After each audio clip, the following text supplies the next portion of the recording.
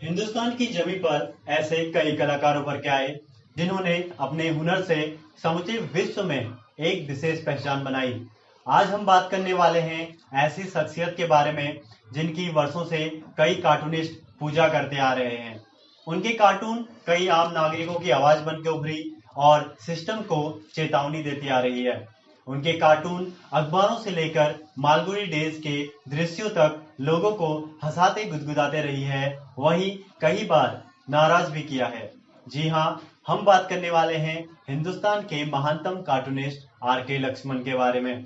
तो आइए जानते हैं इनके जीवन के कई पहलुओं के बारे में और इनके कार्टून्स के बारे में। तो बने रहिए हमारे साथ अंत तक। मैं हूं लखन सिंह और आप देख रहे हैं लखन आर्ट गैलरी।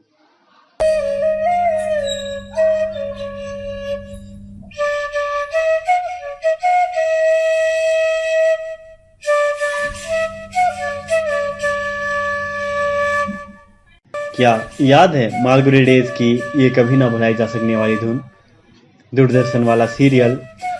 अब याद कीजिए इस धुन के साथ शुरू में आने वाले कई सारे स्केच।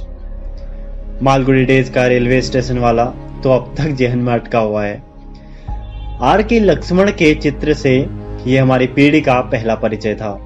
वो बात अलग है, तब मालूम नहीं होता था इन्हें बनाने वाला बहुत बड़ा कार्टूनिस्ट है, लेकिन चित्र अच्छे लगते थे। ये सीरियल आर.के. लक्ष्मण के बड़े भाई आर.के. नारायण की कहानियों पर बना था। बाद में हम लोगों की स्कूली किताब में उनके कार्टून दिखाई दिए, ज्यादातर में धोती और चेकदार कोट पहने एक बुढ़ा आदमी। इनका नाम था कॉमन मैन, बोले तो आम आदमी। आर.के. लक्ष्मण की कूची से निकला उनका अमर कैरेक्टर, जो उनके कार्टून में चुभते सवाल की तरह मौजूद रहा है। वो समाज में हो रही चीजों को देख रहा होता है। इस कैरेक्टर की आंखों से हम अपने आसपास की उन सच्चाइयों को देखते थे जो हमें खुद नहीं दिखाई देती थी। उनका कैनवस गांव मोहल्ले से लेकर पूरा विश्व हुआ करता था। आर.के. लक्ष्मण का जन्म 24 अक्टूबर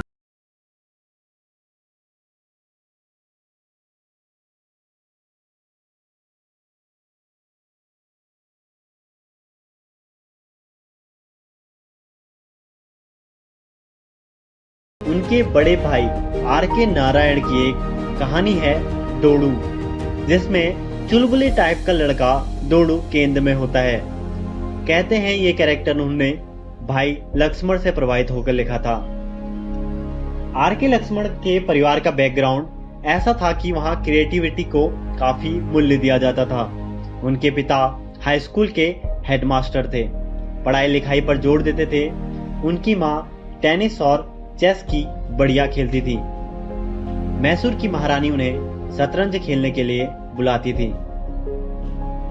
लक्ष्मण यंग एज में ही मैगजीन में कार्टून देखते थे और उनकी दिलचस्पी इसी में हो गई। मुंबई के जे स्कूल ऑफ आर्ट में एडमिशन के लिए उन्होंने आवेदन किया। वहां के डीन ने दाखिला देने से मना कर दिया। वजह बताई कि उनमें स्किल की कमी है। कोई 10-15 साल बाद जे स्कूल ने खुद उन्हें वहां स्पीच देने के लिए बुलाया। वहां उन्होंने अपनी स्पीच में ये बात बता दी कि इसी स्कूल ने मुझे दाखिला देने से मना किया था। आर.के. लक्ष्मण ने पॉलिटिकल कार्टून उन्होंने स्वतंत्र अखबारों में बनाने शुरू किए थे। उनके कार्टून कॉलेज की प्रदर्शनी में भी लगाए जाते थे। नौकरी की खोज में मद्रास के जेमिनी रोहन स्टूडियोज में काम किया। फिल्म नारद के लिए कार्टून बनाए, लेकिन परमानेंट नौकरी नहीं मिली। उस दौरान देश गुलाम था। देश भर के पोस्ट ऑफिस हड़ताल पर थे। लक्ष्मण डाक से अपने कार्टून अखबारों को भेजते थे, लेकिन यह सिलसिला बंद हो गया। तब उन्होंने एक कार्टून बनाया जिसे लेकर स्वराज के दफ्तर पहुंच गए। 50 रुपए सैलरी पर काम किया, लेकिन ज्यादा दिन यहाँ नहीं टिके।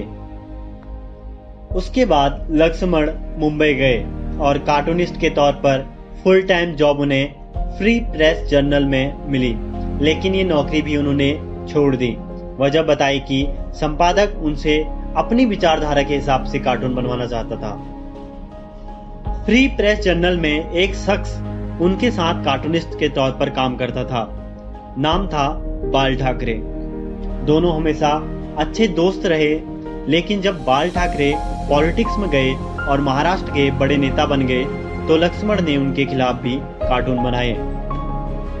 फ्री प्रेस जर्नल की नौकरी छोड़ने के बाद उसी दिन लक्ष्मण टाइम्स ऑफ इंडिया के ऑफिस पहुंच गए। आर्ट डायरेक्टर ने उनसे एक स्केच बनवाया और नौकरी दे दी। यहाँ उन्होंने 50 साल से भी ज्यादा समय तक काम किया। यहाँ उन्हें सैकड़ों चिट्ठियां मिला करती थी। ऑफिस में उनके लिए सैकड़ों फोन आते थे। उनके पास लोग अपनी रोजमर्रा की समस्याएं लेकर आते थे, पानी बिजली से लेकर घूसखोरी तक, स्ट्रीट लाइट खराब होने से लेकर पुलिया की दिक्कत तक। उन्हें लगता था लक्ष्मण के कार्टून का सरकारों पर काफी प्रभाव पड़ता था, और ऐसा वाकई में था। आर के लक्ष्मण के कॉमन मैन वाले किरदार का डाक टिकट 1988 में जारी किया गया। 1944 से लेकर 64 तक का नेहरू युग वाला भारत उनके कार्टून में बहुत नजर आया। इसके बाद जब इंदिरा गांधी ने देश में इमरजेंसी लगा दी तो भी बिना डर के आर के लक्ष्मण की कूची चली। प्रेस की आजादी पर उन्होंने कई कार्टून बनाए।